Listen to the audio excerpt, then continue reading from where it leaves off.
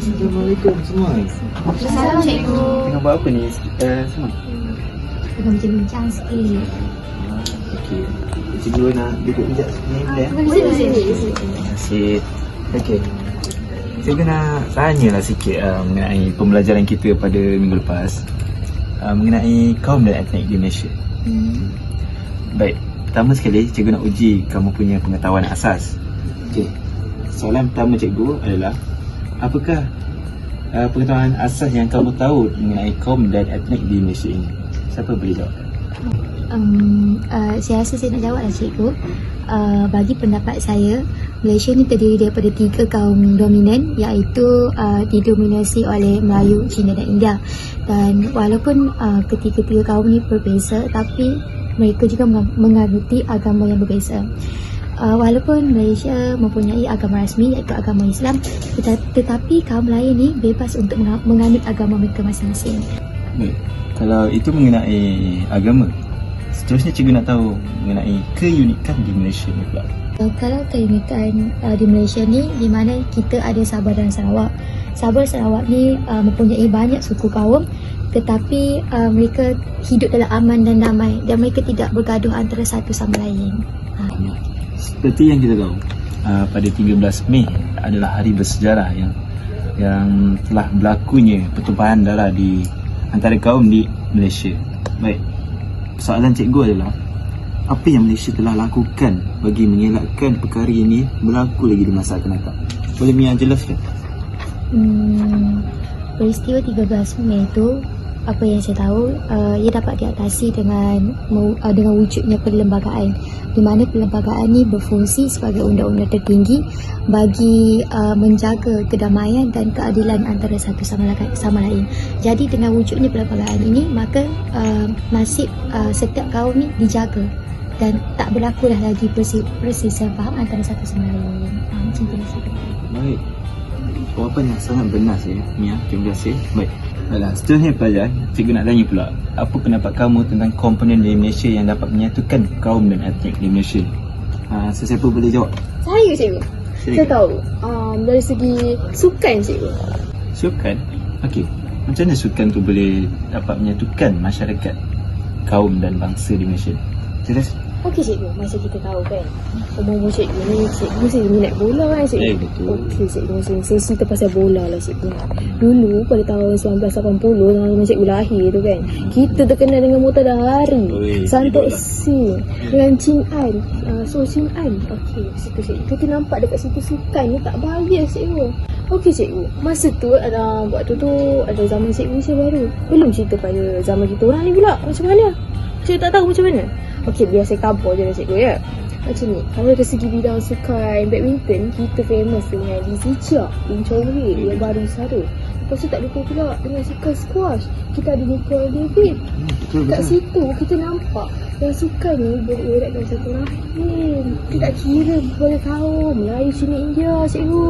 Itulah yang penting. Kalau itu daripada sudut pandangan atlet, kalau dari sudut pandangan masyarakat dan penyokong sendiri mengenai masyarakat dan kaum ni?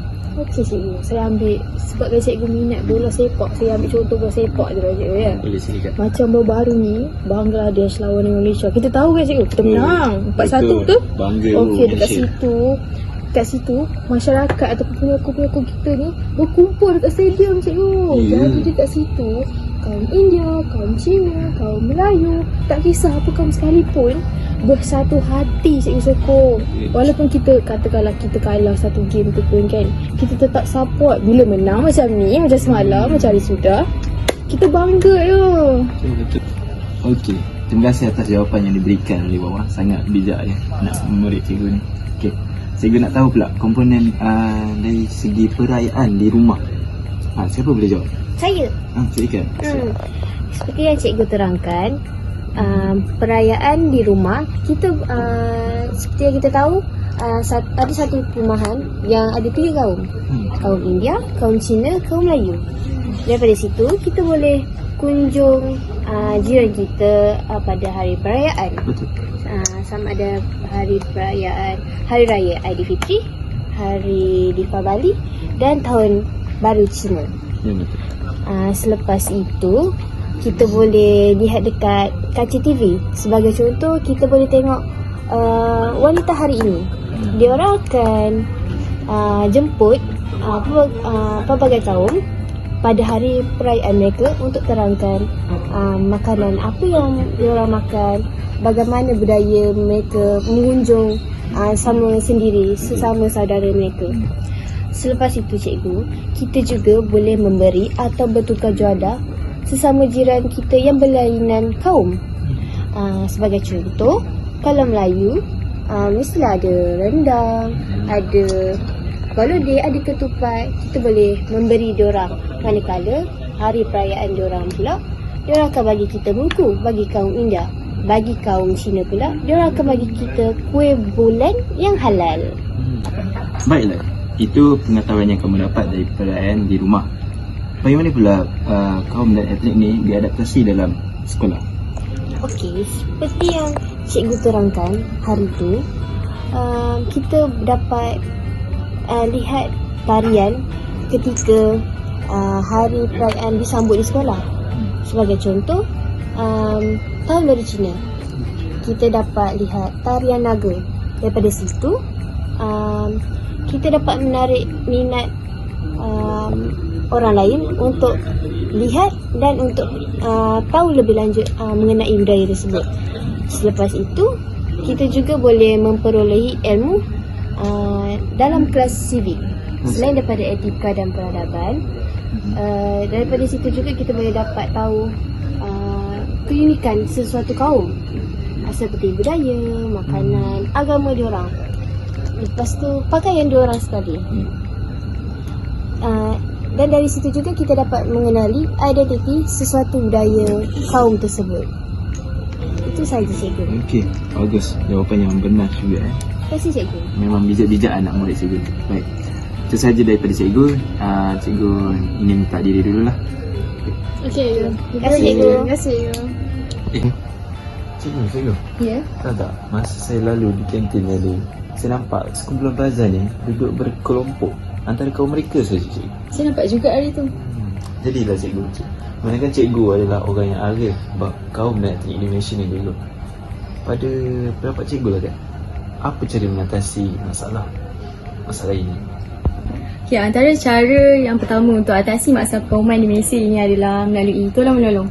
Melalui tolong menolong ni dapat mengeratkan silaturahim antara pelbagai kaum, iaitu kaum Cina, Melayu dan India. Sebagai contoh, di kawasan perumahan mempunyai 3 kaum itu, yang tadi seperti tadi saya cakap tu, kaum Melayu, India, Cina. Sebagai contohnya, apabila kaum itu jatuh sakit, kaum lain boleh membantu dia dengan menghantar ke hospital, memberi ubat-ubatan dan sebagainya. Oleh itu dapat mengeratkan hubungan antara kaum Melayu dengan kaum yang lain. Kalau macam tu dulu, apa inisiatif lain yang boleh kita ambil untuk selesaikan masalah ni? Okay, inisiatif lain yang boleh kita lakukan adalah melalui bekerjasama dalam pasukan. Okay, pelajar boleh bekerjasama dalam pasukan melalui aktiviti co-curriculum. Sebagai contoh, mereka dapat bersatu padu dalam melakukan aktiviti yang dilakukan oleh pihak sekolah. Oleh itu, diorang dapat mengeratkan hubungan antara mereka. Okey lah, last saya nak tanya. Pada pendapat cikgu, apakah cara yang paling efektif untuk mengatasi masalah inilah? Okey, antara cara yang efektif untuk mengatasi masalah kaum antara pelajar maupun masyarakat di Malaysia, mereka mestilah diberi pendedahan terhadap sensitiviti kaum di Malaysia. Okey, pendedahan ini dapat memberi info kepada para pelajar untuk mengetahui dan tidak berlaku perselisihan faham antara masyarakat pada masa akan datang. Okey, terima kasih cikgu. Memang saya rasa itu adalah cara-cara yang memang berkesan lah kan untuk diberi kepada pelajar-pelajar. Okey, baiklah cikgu.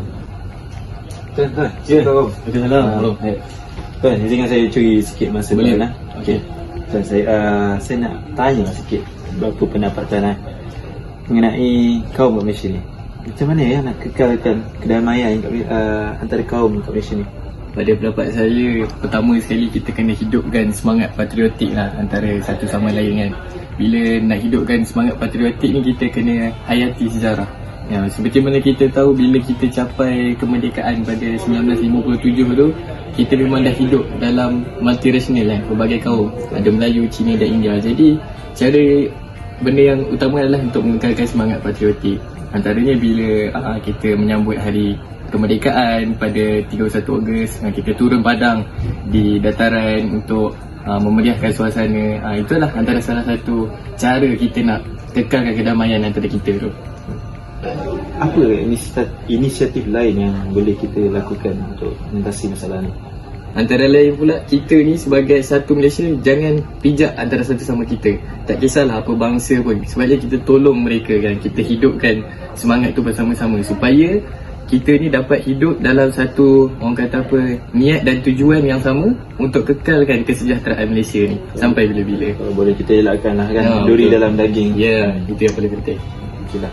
Setakat itu saja yang saya ingin tanyakan. Terima kasih atas Sama-sama. masa Tan.